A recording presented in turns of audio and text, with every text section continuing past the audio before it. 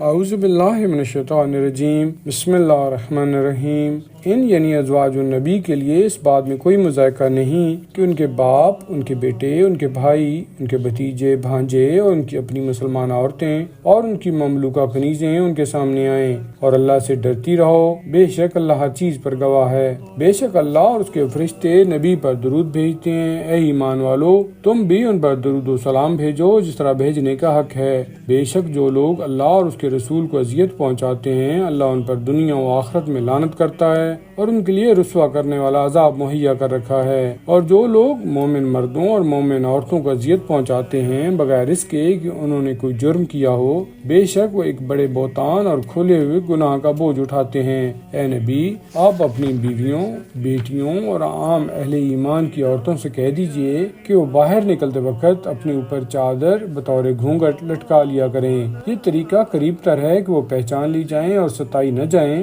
اور اللہ بڑا بخشنے والا، رحم کرنے والا ہے۔ اگر منافقین اور وہ لوگ جن کے دلوں میں بیماری ہے اور مدینہ میں افواہیں پھیلانے والے اپنی حرکتوں سے باز نہ آئے تو ہم آپ کو ان کے خلاف حرکت میں لے آئیں گے، پھر وہ مدینہ میں آپ کے پڑوس میں نہیں رہ سکیں گے مگر بہت کم، وہ بھی لعنت کے مارے ہوئے۔ وہ جہاں کہیں پائے جائیں گے پکڑے جائیں گے اور بری طرح قتل کیے جائیں گے۔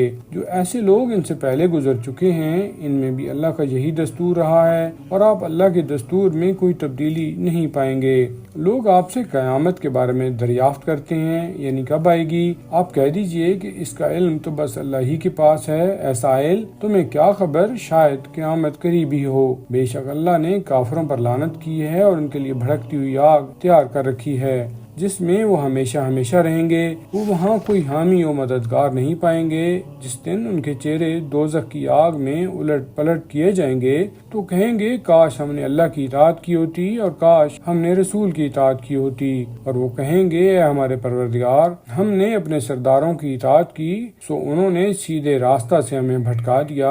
اے ہمارے پروردگار، انہیں دوہرا عذاب دے اور ان پر بہت بڑی لعنت کر۔ اے ایمان والو، ان لوگوں کی طرح نہ ہو جاؤ جنہوں نے موسیٰ کو اذیت پہنچائی تھی تو اللہ نے انہیں ان کی ان باتوں تہمتوں سے بری کر دیا اور وہ اللہ کے نزدیک بڑے معزز تھے۔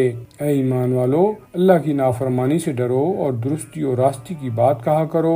اللہ تمہارے اعمال کی اصلاح کرے گا اور تمہارے گناہ معاف کرے گا، اور جو بھی اللہ اور اس رسول کی اطاعت کرے گا وہ عظیم کامیابی حاصل کرے گا۔ بے شک ہم نے امانت کو آسمانوں اور زمین اور پہاڑوں پر پیش کیا مگر ان سب نے اس کے اٹھانے سے انکار کیا اور وہ اس سے ڈر گئے اور انسان نے اسے بلا تعمل اٹھا لیا۔ بے شک وہ بڑا ظالم اور جاہل ہے۔ تاکہ خدا منافق مردوں اور منافق عورتوں اور مشرک مردوں اور مشرک عورتوں کو سزا دے، اور تاکہ مومن مردوں اور مومن عورتوں کی توبہ قبول کرے، یعنی ان پر نظر توجہ فرمائے، اور بے شک اللہ بڑا بخشنے والا، رحم کرنے والا ہے۔